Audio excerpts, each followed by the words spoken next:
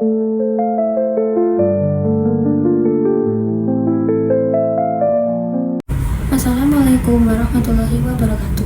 Perkenalkan, nama saya Alura Rera Bani dengan NIM 222111080 dari kelas 5B. Di sini saya akan meresu materi sosiologi hukum dari pertemuan pertama hingga pertemuan terakhir. Terima kasih. Bab 1 tentang pengertian sosiologi hukum. Sosiologi hukum didefinisikan sebagai suatu cabang ilmu pengetahuan yang secara analitis dan empiris menganalisis hubungan timbal balik antara hukum dengan gejala sosial lainnya. Sosiologi hukum membahas pengaruh timbal balik antara perubahan hukum dan masyarakat. Pengaruh hukum dapat mempengaruhi perubahan masyarakat, dan sebaliknya perubahan masyarakat dapat menyebabkan terjadinya perubahan dalam hukum. Objek sosiologi dibagi menjadi dua macam, yaitu objek formal dan material. Selanjutnya ada bab 2, yaitu hukum dan kenyataan masyarakat. Perubahan sosial adalah segala perubahan pada lembaga kemasyarakatan dalam suatu masyarakat yang mempengaruhi sistem sosialnya. Ada 3 unsur konsep perubahan sosial, yaitu perubahan sistem sosial dalam arti struktur sosial yang berlaku. Kemudian ada perubahan pola interaksi sosial dan perubahan sistem nilai dan norma sosial.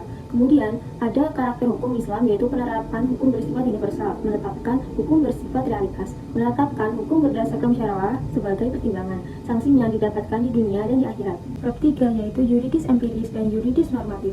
Pendekatan yuridis empiris yaitu pendekatan yang dilakukan dengan langsung pada objek penelitian yang hendak diteliti guna mendapatkan data yang didapatkan dari lapangan langsung. Objek kajiannya yaitu ada efektivitas hukum, kepatuhan hukum, dan implementasi hukum. Pendekatan yuridis normatif yaitu metode yang menelaah kaidah, norma, dan aturan hukum terkait tindak pidana kesusilaan, mengutip, menyalin, dan menganalisis teori yang relevan. Objek kajian penelitiannya adalah dasar-dasar, asas-asas hukum, dan peraturan perundang-undangan, peraturan lembaga-lembaga atau doktrin ajaran-ajaran hukum, dokumen, dan keputusan pejabat. Kemudian, bab 4 ada pemikiran hukum positif. Pemikiran hukum positif adalah aliran yang mempunyai suatu pandangan di mana mengharuskannya pemisahan antara hukum dan moral secara tegas. Ada 2 jenis dalam aliran hukum positif, yaitu aliran hukum positif analitis yang dipelopori oleh John Austin dan aliran hukum murni yang dipelopori oleh Hans Kelsen. Mazhab hukum positif menurut Hans Kelsen adalah diikuti lililah sigi memandang hukum sebagai apa adanya dalam mempertimbangkan keadilan dan bertentangan dengan hukum alam. Positifisme sosiologis memandang hukum sebagai bagian dari kehidupan masyarakat yang terbuka dan harus diselidiki secara ilmiah. Bab 5 yaitu mazhab pemikiran hukum sociological jurisprudence. Sociological jurisprudence timbul sebagai proses dialektika antara aliran positivisme hukum dengan mazhab sejarah, di mana positivisme hukum memandang tidak ada hukum selain perintah dari penguasa, sedangkan mazhab sejarah memandang bahwa hukum timbul dan berkembang bersama dengan masyarakat. Aliran ini berpangkal pada perbedaan antara hukum positif sebagai hukum yang dibuat dan atau ditetapkan oleh negara dan hukum yang hidup di dalam masyarakat. Penyelidikan sosiologi hukum juga menitik beratkan pada masyarakat dan hukum sebagai manifestasi semata, sedangkan sosiological jurisprudence menitik beratkan pada hukum yang memandang masyarakat dalam hubungannya dengan hukum. Bab 6 mengenai mazhab living law dan utilitarianisme. Sebagai produk budaya, hukum selalu eksis dalam setiap masyarakat. Karenanya, hukum yang tidak diciptakan namun hukum ditemukan di dalam masyarakat. Namun, seiring berjalannya waktu, negara modern the living law cenderung dihilangkan dan diganti dengan hukum positif. Bahkan, the living law tidak dianggap sebagai hukum. Namun demikian, dalam sistem hukum Indonesia, the living law masih diakui dengan batas-batas tertentu terhadap pengakuan terhadap masyarakat, adat, dan hak-hak tradisionalnya, pengakuan hak wilayah, dan sebagainya. Setiap masyarakat memiliki living law yang tumbuh dari praktik sosial ditaati atas dasar kewajiban bukan paksaan. Sumbernya bisa dari kebiasaan, tradisi, agama, sehingga pandangan bahwa masyarakat tradisional tidak memiliki hukum itu adalah keliru. Bab 7 pemikiran hukum David Emil Durkheim dan Ibnu Khaldun. Durkheim fokus pada cara masyarakat modern menjaga integritas dan koherensinya tanpa kesamaan antar belakang atau etnik. Ia mengembangkan pendekatan ilmiah untuk fenomena sosial dan bersama Herbert merumuskan fungsionalisme yang menjelaskan fungsi bagian-bagian masyarakat dalam keseimbangan sosial. Durkheim menekankan bahwa masyarakat lebih dari sekedar gabungan individu berbeda dengan Max Weber. Ia fokus pada faktor sosial oleh faktor sosial lain bukan oleh individu atau faktor ekologis dan kebudayaan tinggi serta mampu memenuhi kebutuhan pokok, sekunder, dan mewah. Ibnu Khaldun adalah pemikir muslim abad ke-14 yang mengembangkan teori asabiyah. Dalam konteks sosiologi, Ibnu Khaldun menjadi masyarakat menjadi 3 bagian. Yang pertama ada masyarakat primitif, di mana mereka belum mengenal peradaban, hidup berpindah-pindah secara liar. Yang kedua, masyarakat pedesaan, hidup menetap walaupun masih sederhana, mata pencarian mereka yaitu bertani dan beternak. Yang ketiga, ada masyarakat kota. Masyarakat berperadaban dengan mata pencarian di bidang perdagangan dan industri, memiliki ekonomi dan kebudayaan tinggi, serta mampu memenuhi kebutuhan pokok, sekunder, dan Bab 8 mengenai pemikiran Max Weber dan Hart.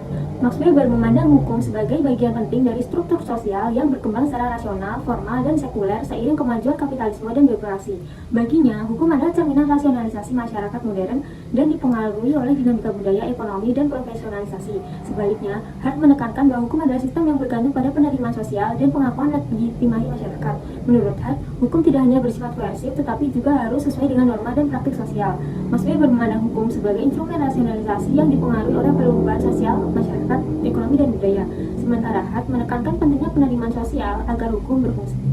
Bab 9 ada efektivitas hukum yang dapat diartikan dengan kemampuan hukum untuk menciptakan atau melahirkan keadaan atau situasi seperti yang dikehendaki atau diharapkan oleh hukum. Faktor yang mempengaruhi efektivitas hukum dalam masyarakat yaitu yang pertama ada faktor hukum itu sendiri, faktor penegak hukum, faktor sarana dan prasarana, faktor masyarakat, faktor budaya. Kemudian kesadaran hukum adalah faktor yang sangat penting untuk mendorong kepatuhan hukum yang pada akhirnya mempengaruhi efektivitas hukum. Tanpa kesadaran hukum, kepatuhan hanya didasarkan pada paksaan atau sanksi yang tidak stabil. Oleh karena itu, meningkatkan kesadaran hukum harus menjadi prioritas menciptakan masyarakat yang taat hukum, memastikan hukum.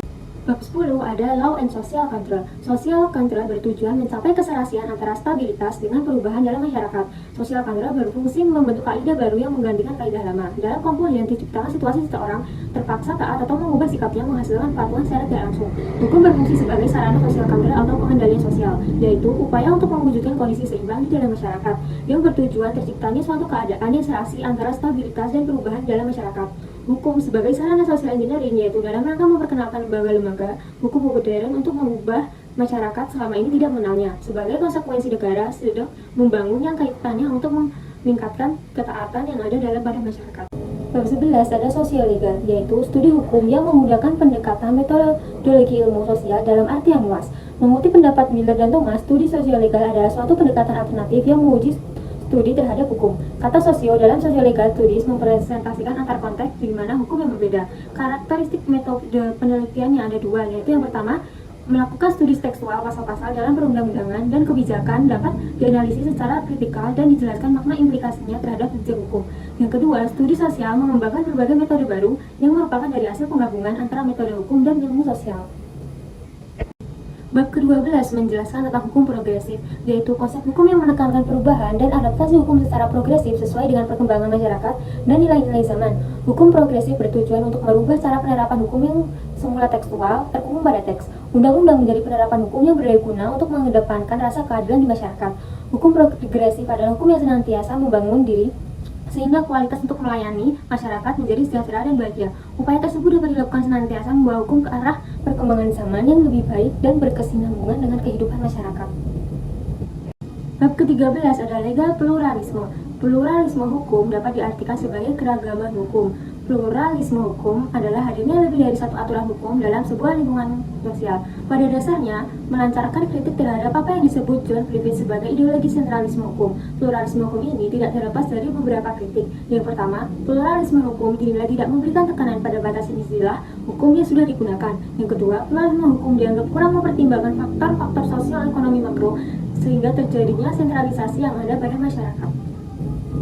Bab terakhir yaitu pendekatan sosiologi dalam studi hukum Islam, yaitu cara memahami hukum Islam dengan menempatkannya dalam konteks sosial, budaya, lingkungan masyarakat di mana hukum tersebut diterapkan. Pendekatan ini melihat hukum Islam bukan hanya sebagai teks normatif, tapi juga sebagai fenomena sosial yang dipengaruhi dan mempengaruhi kehidupan masyarakat. Sebagai sarana pengendalian sosial, hukum adalah alat utama untuk menjaga ketertiban, mengatur perilaku individu, dan memastikan keadilan dalam masyarakat. Dengan demikian, tidak hanya memberikan saksi, tetapi juga menciptakan kehidupan, keadilan, dan sosial dalam masyarakat. Sekian penjelasan materi saya dari pertemuan awal hingga pertemuan terakhir. Kurang lebihnya mohon maaf. Wassalamualaikum warahmatullahi wabarakatuh.